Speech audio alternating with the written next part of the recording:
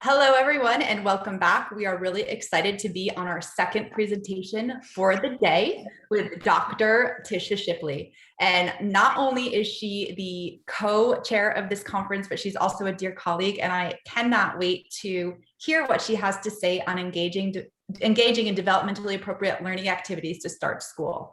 So, as I said, Dr. Shipley is a dear, dear, dear friend and also a colleague that I have been on the conference with for 5 years now. So in this session, Dr. Shipley is going to talk to us about the importance of setting up a high quality community using early childhood practices. So when we look at her background, she is just an expert in so many areas. She's been in education for over 18 years and has taught many grades, including pre-K, kindergarten, gifted and talented grades 3 through 6. She was an elementary principal. She is a cheer sponsor, and I think you're going to see a little bit that in her presentation, and she's been in higher education for 13 years. She's taught face-to-face, she's taught online, and she really enjoys working with teachers and inspiring teacher candidates. She loves shopping, she loves spending time with her family, she loves Netflix and boating with her husband, and she is so full of ideas to share and enthusiasm. So Dr. Shipley, the floor is yours. Hello, everyone. Thank you so much. I'm going to go ahead and switch to the next slide.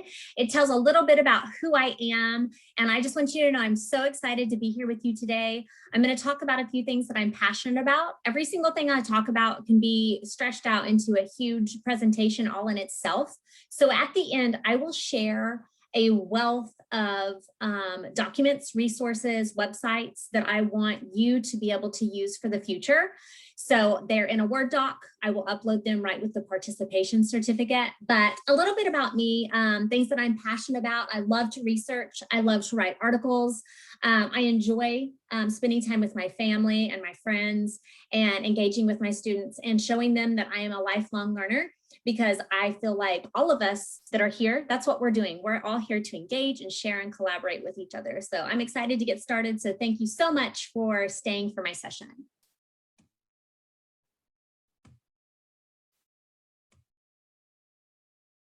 I want to start by saying that you have the opportunity at the beginning of every new year and every single new day, honestly, to make a choice to be present, to be engaged, happy, creative, consistent, thoughtful, and honestly, if you think about that, just a truly better version of yourself from the previous year or even the previous day, right?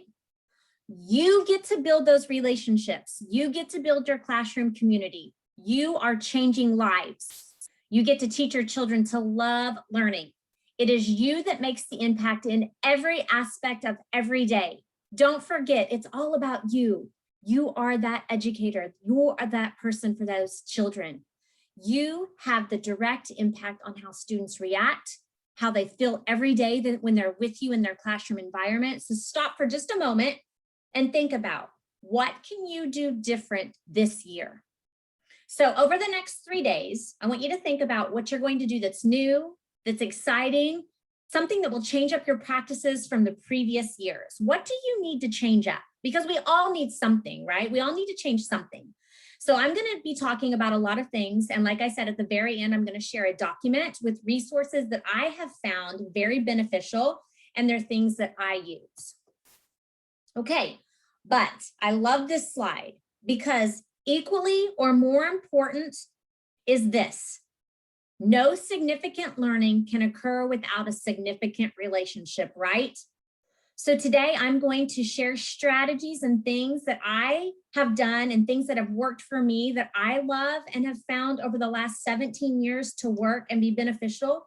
So I'm also going to ask you to share some of your ideas in the chat box as I go on, because I know I am not the only one with creative ideas. I know that every one of you have those ideas too, okay? So I'm super excited to hear about the treasures that you're gonna leave us with. Each one of us have strategies and things that are gonna help each other, and that's what we're here for today. Okay, so I'm going to share a few big ideas on things for you to think about as you begin setting up your environment for the first time, or for this year, or even when you go back if you're already teaching. So building a classroom community of learners starts day one, right? But it starts even before that. You're going to get your roster, make those phone calls, do home visits if they're allowed, send a fun postcard, be present, show up. Those first impressions are vital and show that you care, right? So set up your environment where children are excited to come every single day. Make it homey. Your community is a place where everyone is valued and cheered on to success. Everyone has a stake in the game and in that community. There's a daily schedule. Every student has a job or can apply for a job that they want. There are high expectations set by the group.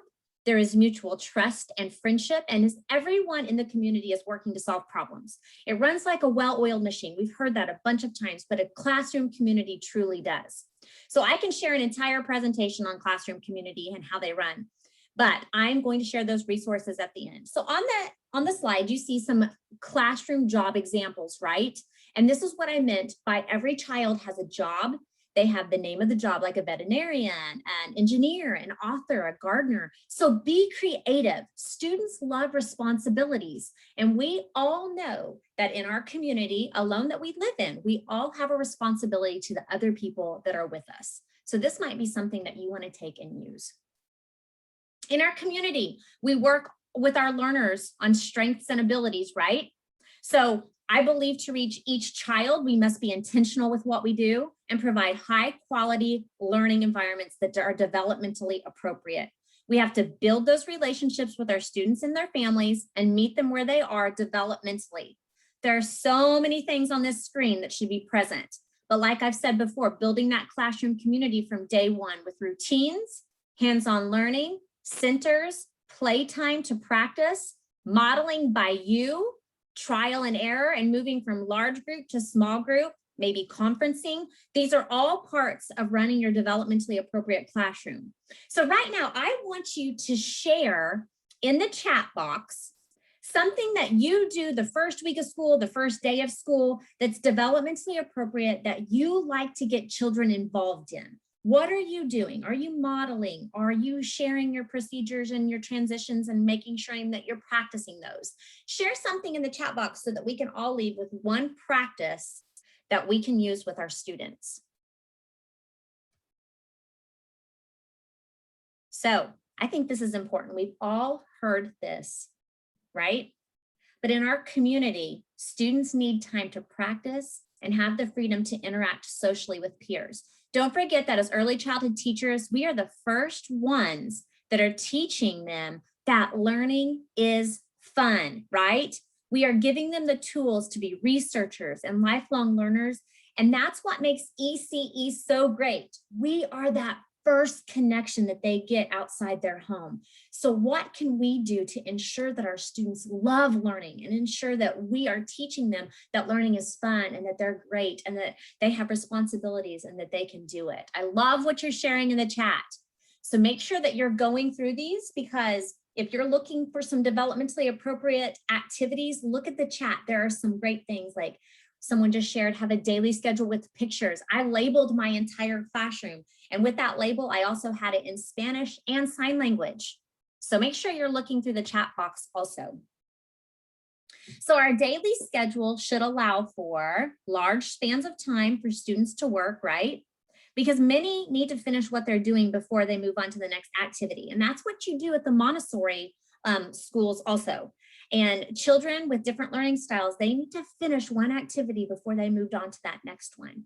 Learning styles have to be taken into consideration, which means getting to know and learning all of your students. You've never came to the end of school and thought, man, I got to know that student too well. I got to know that family too well. No, I always thought, I wish I would have asked this. I wish I would have got to know this better.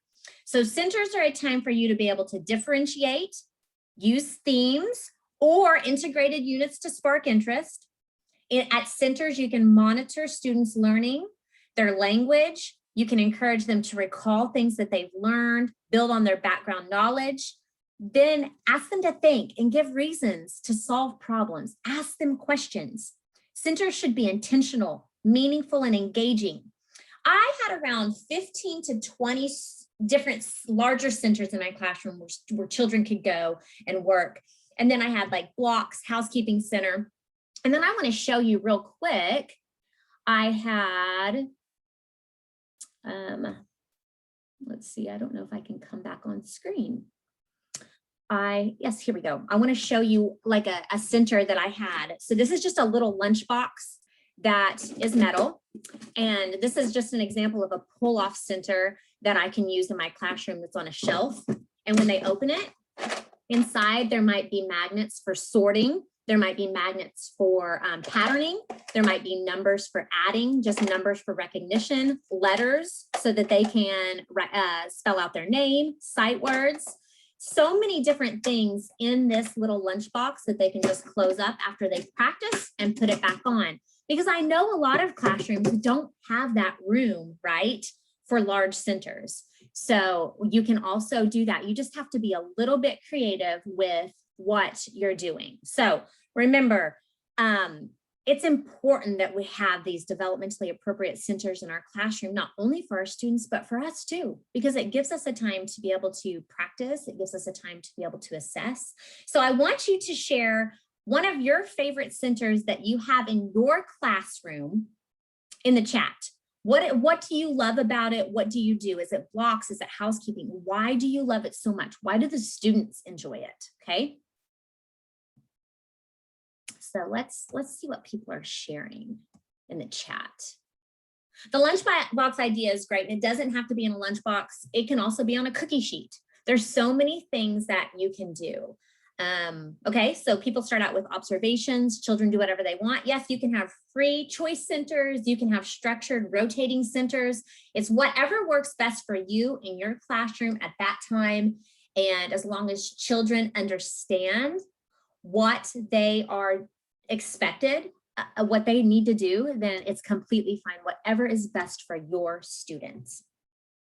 Okay, we know that families are a vital part of our classroom community, right? So teaching families is something that I feel very passionate about, and I like to keep them in the loop because we're all working together at the same things, right? So working and engaging with families is probably one of the most vital things that we do each year. Those relationships are so important. They're a part of how we teach and run our classroom community. So I wanted to share just a little bit with you. I have a long presentation on family forums on our YouTube channel that you can find later.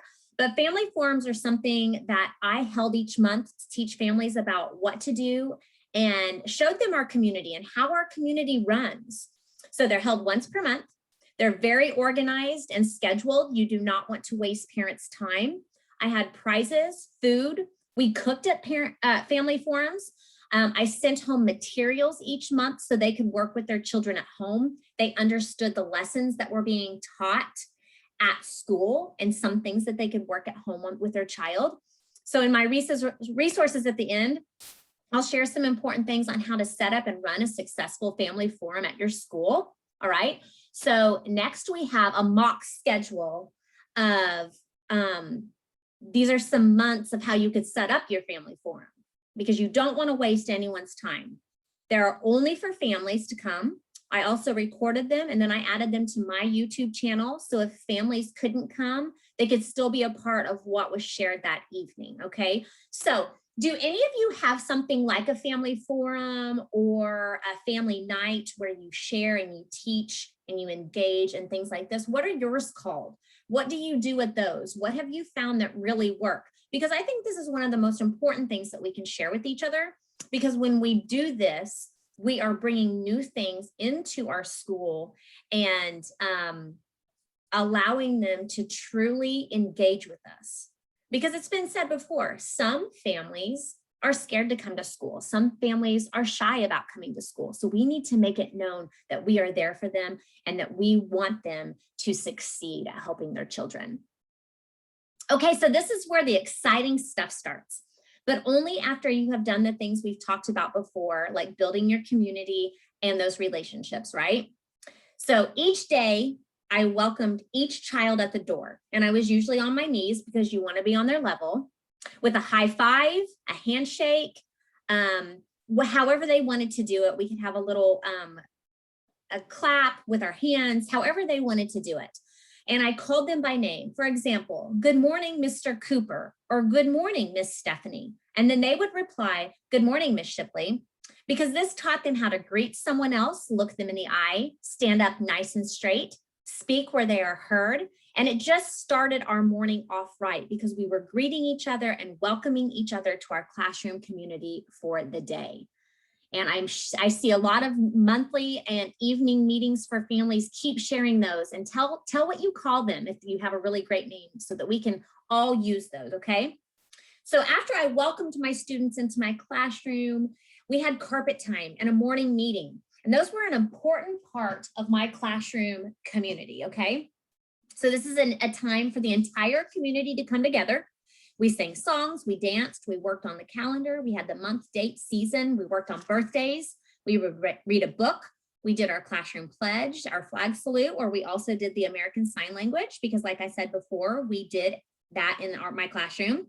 And in the beginning, like the first couple of weeks, we would do a beanbag game to music, we would do learning name games, we would also review topics and learn new information. That would be carried out throughout our day and into the centers. So I would teach topics there, and then they would, carry those all over into whatever they did.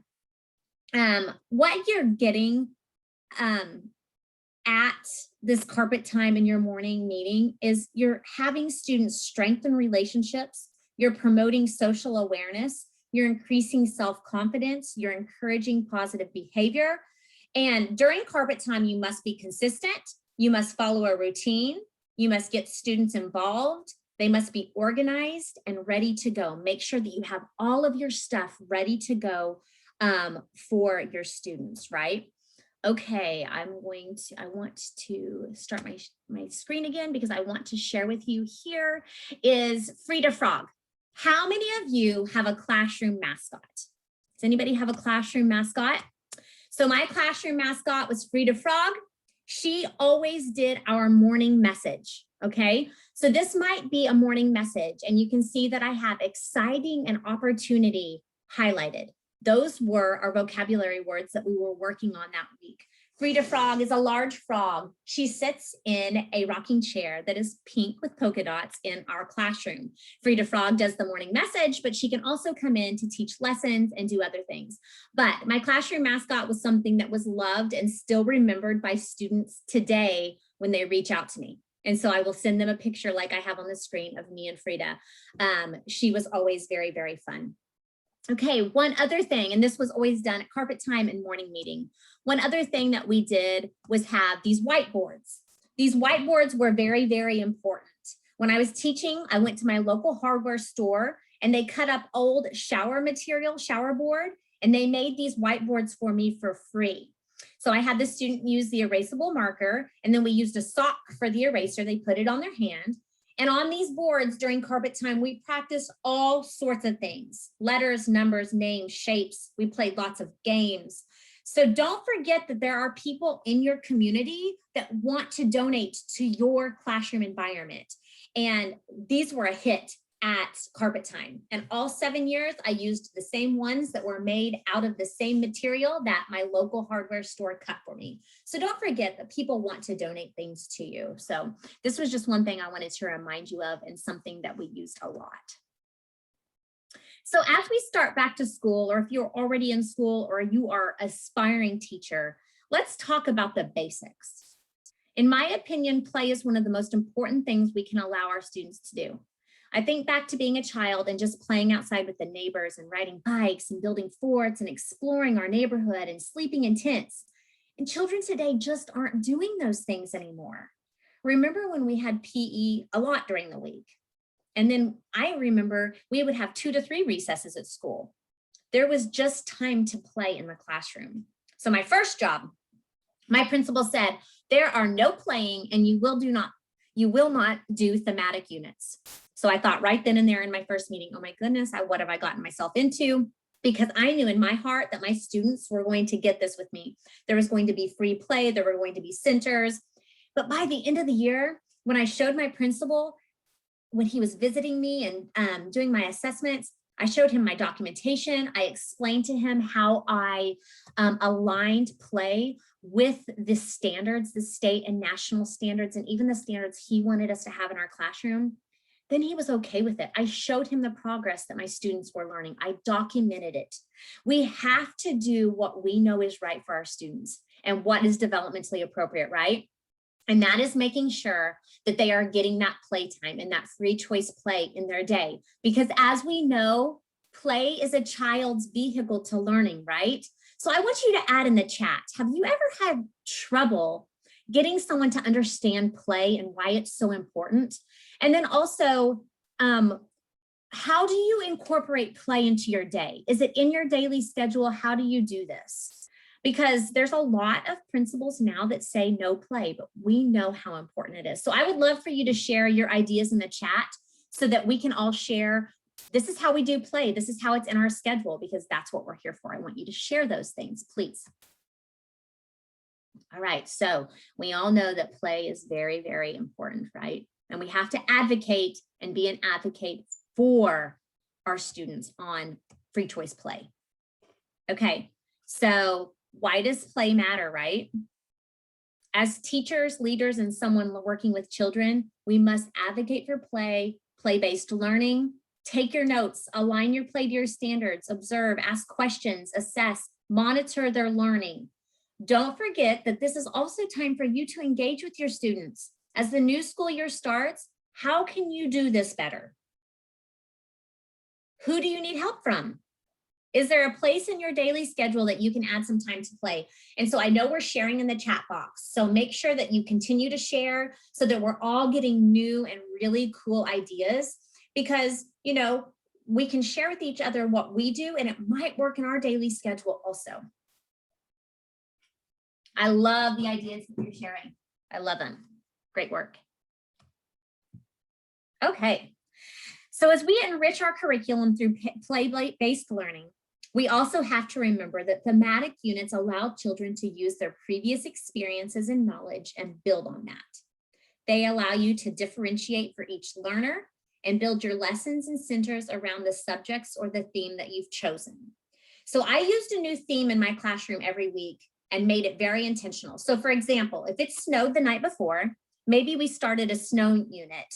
And there's so much that you can do with that unit. You can make snow ice cream, you can measure the snow, you can build the texture and find out about how the weather develops in your area. And don't forget, I know that there's places it doesn't snow, right? But if you want to do the letter S and you want to do snow, how cool would it be? Your students are still going to be excited to learn about snow, right? I mean, all students want to know about snow. You can show videos of snow. You can make snow in your classroom. There are tons of recipes out there. So your teaching should be intentional. Why are you teaching this? How are you teaching this? What skills and what is it aligning with? So I want to know really quick,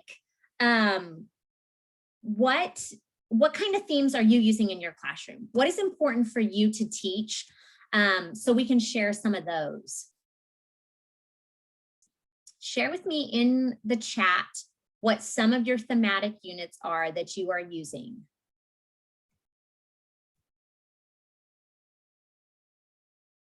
I see someone actually wrote the sensory stations. I love sensory stations. I think they're great. I actually put those in my science centers a lot of times. Okay, dramatic play. That's great. What can you put? Goldilocks and the Three Bears. I love it. Social emotional themes. Let's talk a little bit about that. Does anybody else have some social emotional themes? Woodworking, tumbling. Yes, the woodworking is fine motor and tumbling can be your gross motor. I use Disney themes. I love that. School safety. See, all of these are great. So go ahead and add in the chat what you do and how you do it, because this is all something that's very, very important to each of us, as we can tell, because we're all using themes in our classroom, right? We are. Okay, let's move on. So here are a few ideas going with letters of the alphabet and some of the things that I did in my classroom in relation to themes. Okay, I'm also going to share some links in the doc at the end and how I incorporated these, what I did with them. And I also share children's literature, how I put them in my centers. But these are just some with some letters of the week, because that's how I did it teaching pre-K and kindergarten, okay? You've also typed some in the chat box. but keep sharing. I want us to keep sharing and making sure that we are leaving here with at least a couple of new themes for you to use in your classroom. Okay, so the 4 topics that are on the screen right here are something that I incorporated into my daily schedule and have had a lot of success with. So I encourage you to take your camera out right now or your phone and take a picture of this slide and commit to using at least one of these this year. So I used children's literature and I used puppets. I engaged them in different activities like make and take books, cooking. These are things that I shared often. So what is one activity that you can take from this section, right? Okay. All right, so puppets. Puppets are something that I used daily when I was teaching. I had my own puppetry and those were just for me to use. And then I had a puppet center for my students. So children love puppets, right? Heck, I'm 42, I love puppets. We would sing with puppets. I would use them during my morning messages along with Frida. So I want to show you a few of my puppets that I have used and how I make them really interesting and engaging. And remember, you can introduce topics with puppets, but my first one is a little suitcase. And when you bring this suitcase out, you can talk about where do you take a suitcase? How do you pack your suitcase? After you're done traveling, who helps you unpack it and wash your clothes? There's so many lessons. So I've opened up my suitcase, right? And in here, I have a little finger puppet. And my students all had these too, okay? You saw it on the last slide. So this is a little finger puppet, and then you can use it like this. I actually attended a puppet presentation session several years ago that really drew me into puppets, and you could buy puppets there. I have my large hand puppets. I probably have about 50 of these.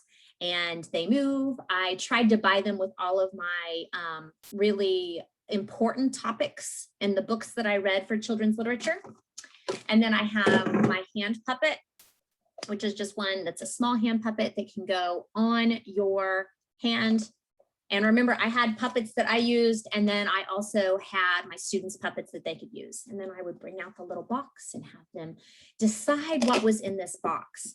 And then this one had several different themes, like themed puppets. So if I was doing elephants, or if I was doing Tiny the Turtle and we were singing a song, but this just engages students so much. I know if you don't use puppets in your classroom, you might think, how could I use those?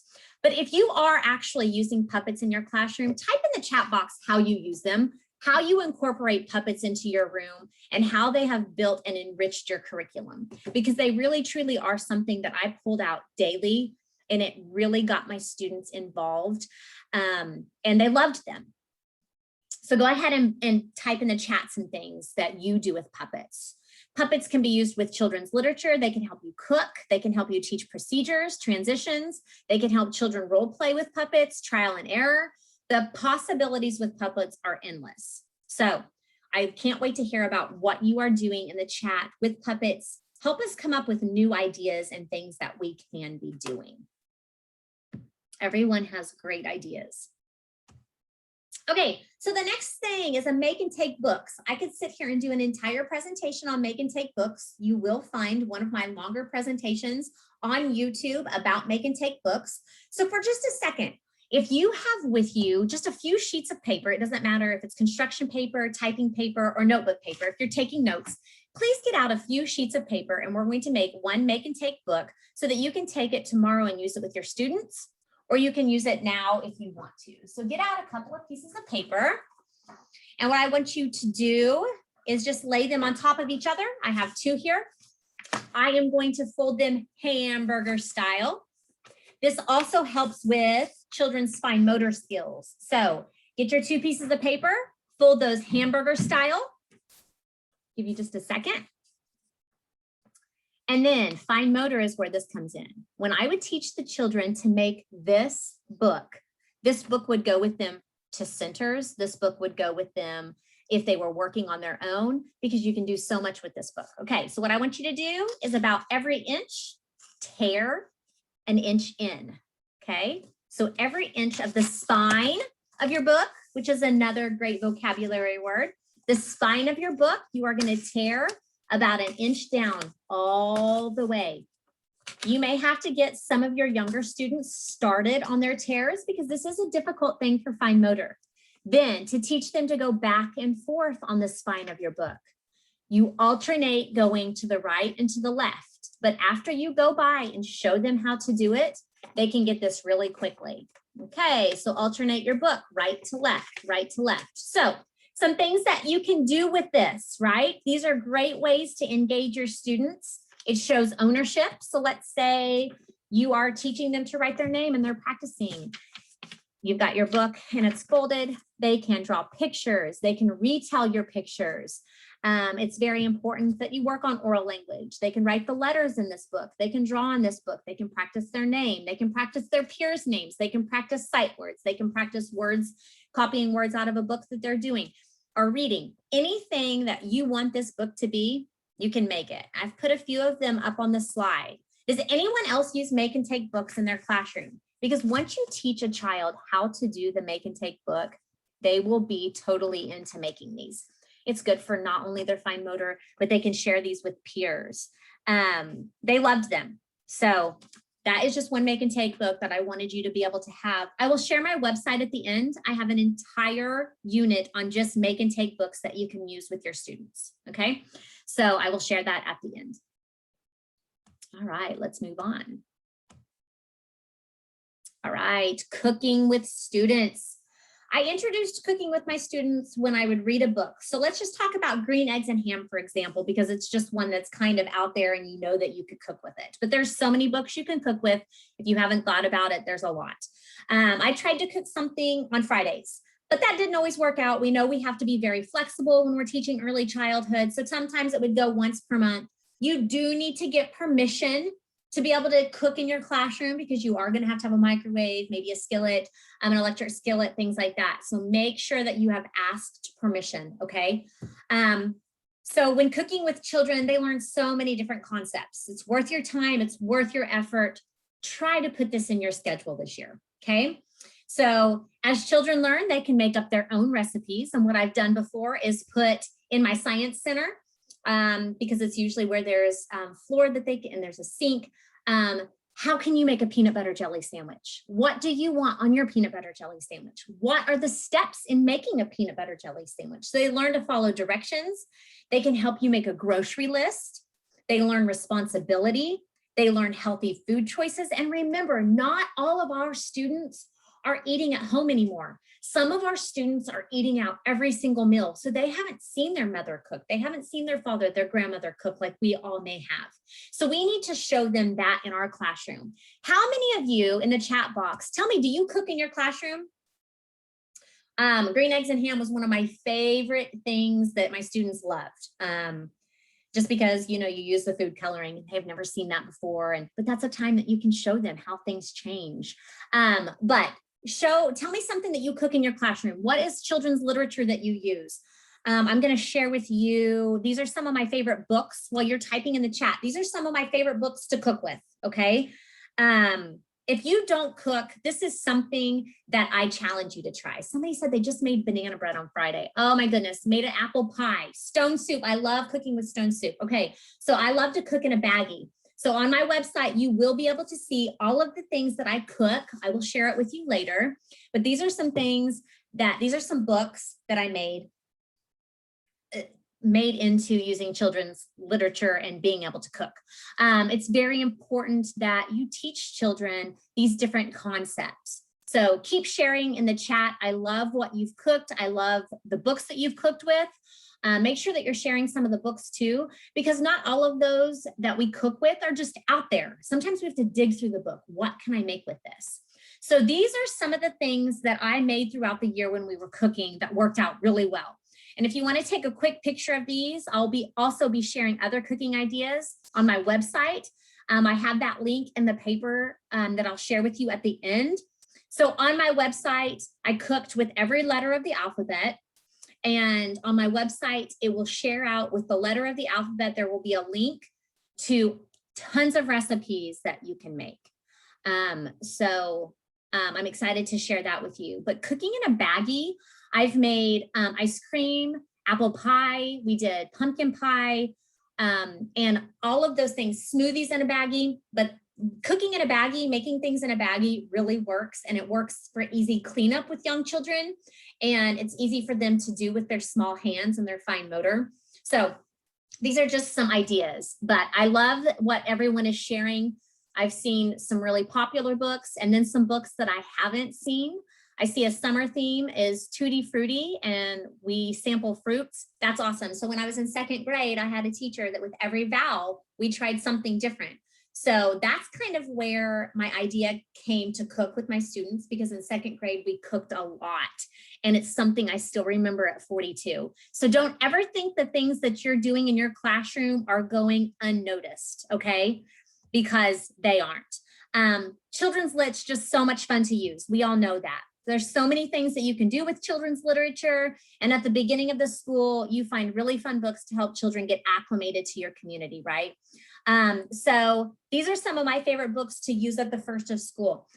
In the chat, share some of your favorite books. The Kissing Hand has so many cool activities you can get on Pinterest, you can get on and just find some fun things to make for the parents, because a lot of them, remember, this is their first time to ever leave their families. So what are your favorite books to use that first week of school, the first part of school?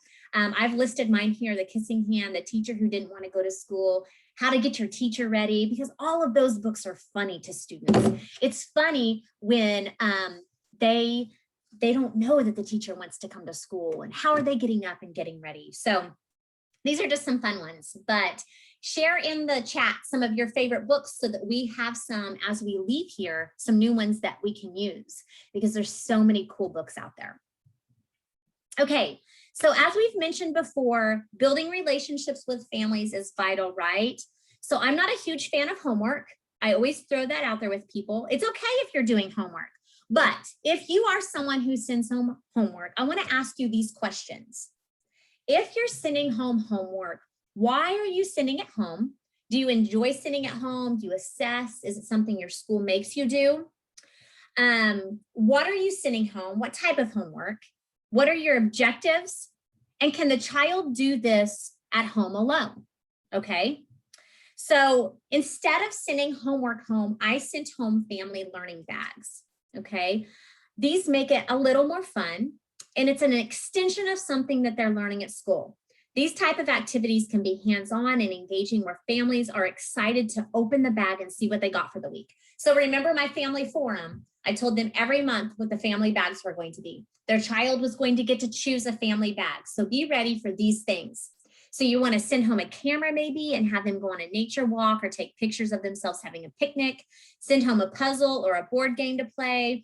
Have them play Old Maid or a version of bingo. There's just so many things you can have them do in these family bags that go along with the lessons that you're teaching at school, right? That they are also going to have fun with. So I tried to add 4 different things in the bag for them to do. And I also could differentiate my bags for my students. So if you're having trouble differentiating in your classroom, your family learning bags is a great way, along with centers. So when you send these home, you've got to have all of the materials needed, okay, in the bag. And you can either have them bring the bag back, you might not get everything back, or you can just send it home and just say, keep it. There are so many cool things that you can do. Is there anybody else using a family learning bag or a different approach to the family learning bag to replace homework? I still see people sharing books. I love this. Continue to share those, because we all need that help.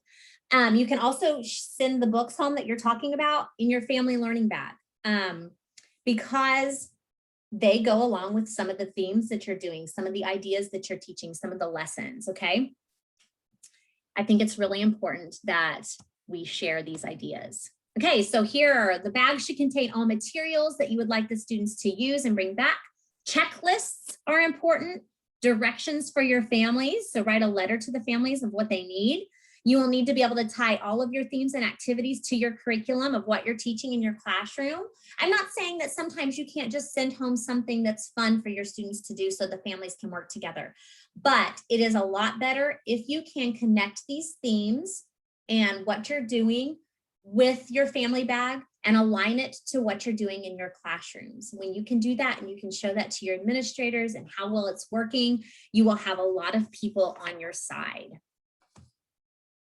Okay, the family cooking bag is one of my very favorites. So this is just an example of a bag that I want you to see that you can do throughout the year. And remember, cooking is something big that I did in my classroom. So I always sent home a family cooking bag, not every month, but maybe every 6 months, because you will have to get all of the food and all of the ingredients and make sure that they have everything that they need to be able to cook the food that's in the bag, right? There's so many different skills that you can tie to cooking that this bag is really, really popular. The families like it, the children love it. And it's something that they can plan on. Maybe Wednesday, they're going to pull out the bag and they're all going to cook together. I like to share a picture of the recipe. But remember, you've got to send everything, your measuring cups, tips and tricks on how to prepare the food, maybe a short video of you on your YouTube channel actually making the food so that they can follow along with you. The ideas are limitless on these bags, because on your YouTube channel, you can always share what you're doing and what you've seen, right? Okay. So as we wrap up this session, I want you to share one thing in the chat that excites you that you found in this presentation or from your peers in the chat box that you want to try. Yeah, Roxana, yes, a family bag is a great way for parents to get involved. So what's one thing that excites you that you found in this presentation or something in the chat box that you want to try? I can't wait to hear about one thing that you took from this presentation. As you're typing those up, these are some things that I would like to share with you. Our podcast, our Early Childhood Chatter podcast, which I will also share in the document that I'm going to share at the end. And then my website, my early childhood website is busyclassroom.weebly.com. There you can find articles, you can find my early childhood social media, and tons of things to use today. The most important thing that I can share with you are classroom mascots. I have 26 of them on my website because there's one for every letter of the alphabet if you want to do that, how you can make that classroom mascot. And then I also go from that classroom mascot with every letter to share out cooking ideas, because those cooking ideas are very easy and very fun for you to be able to incorporate into your classroom today. So I am just very excited to share these things with you. And I want to share this in screen with you. My website, my email, and I want to open this up for questions and answer right now. If you have any questions about anything that I shared today, please let me know in the chat and I will come on and answer. Dr. Shipley, there was actually a question earlier on just how early do you start exposing children to puppets? Well, I taught 3- and 4-year-olds, and I started using them the first day of school when I introduced my classroom mascot, when I introduced different things that I was doing, transitions, procedures. I think it's very important. My nephew is 2, and his first present that I bought him as a baby was a puppet. His mother used it all of the time while she was talking. He could also see the puppet. So I don't think there's ever a time that's too early to start exposing children to puppets.